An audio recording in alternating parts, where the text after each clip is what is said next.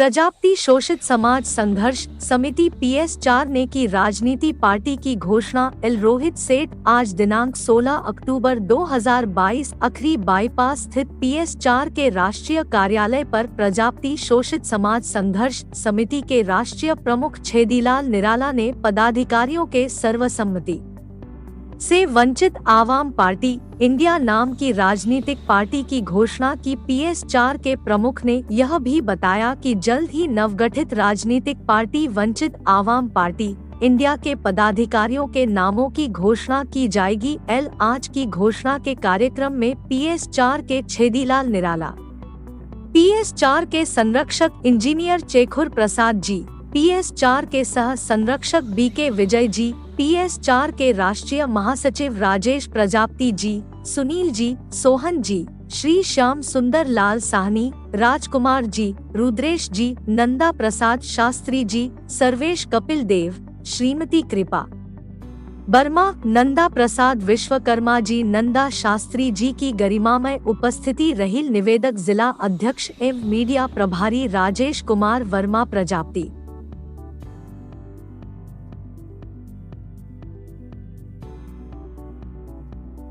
जिंदाबाद जिंदाबाद वंचित तमाम पार्टी, जिंदाबाद जिंदाबाद वंचित तमाम पार्टी, जिंदाबाद जिंदाबाद।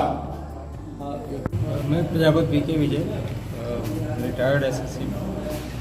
आप इस संस्था के संरक्षक हैं और प्रमुख मांगे जो आपकी हैं उस मांगों को लेकर क्या कहना चाहेंगे सरकार को?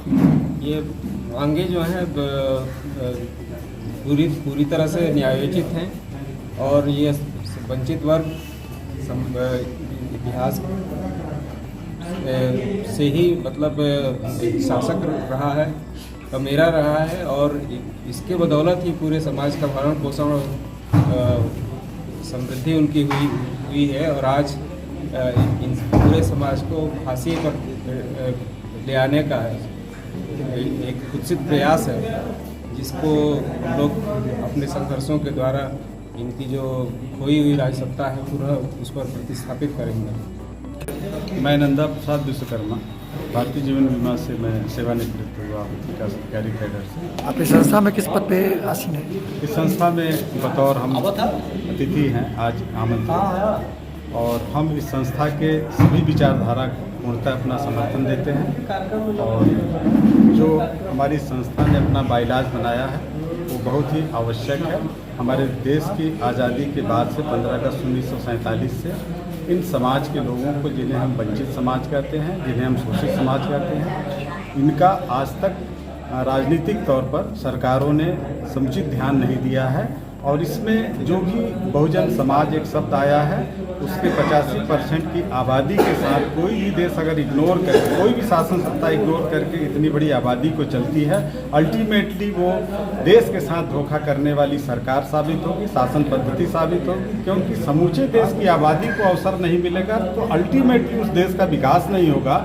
और उस देश के विकास में अगर राष्ट्रीय स्तर से आगे चल करके अंतर्राष्ट्रीय स्तर पर देखा जाए, जितने भी सर्वे होते हैं उसमें हमारा देश जो है नीचे से अच्छे पावदान पर होता है, लेकिन ऊपर से हमारे देश का कहीं कोई जो है नामो निशान नहीं रहता है। इसलिए मैं इस वर्तमान प्रदेश और देश की सरकार से मांग करूंगा इस मंच के माध्यम से कि अपनी गलतियों, अपनी नीतियों में जो है सुधार लाएं और देश की समग्र जनता को अवसर दें, चाहे वो अवसर शिक्षा का हो, चाहे नौजवानों के रोजगार का हो, महिलाओं के सुरक्षा और विकास का हो। हमारी 50% आबादी के साथ देखिए एक छलिया व्यवहार चल रहा है कि वो मांग जो है 33% की बात कर रहे हैं, लेकिन वो 33% में ये सीधी सी मांग हमारे पुरोधाओं ने किया है कि नहीं, उसमें जो हमारे देश के संविधान का मूल है जाति का समूह है ये देश, उसमें महिलाओं को जाति के हिसाब से 33% आरक्षण दीजिए। महिलाओं के साथ अभी तक इंजस्टिस लंबित है, वो क्यों नहीं वो बिल पास हो रहा है सबके आरक्षण के साथ।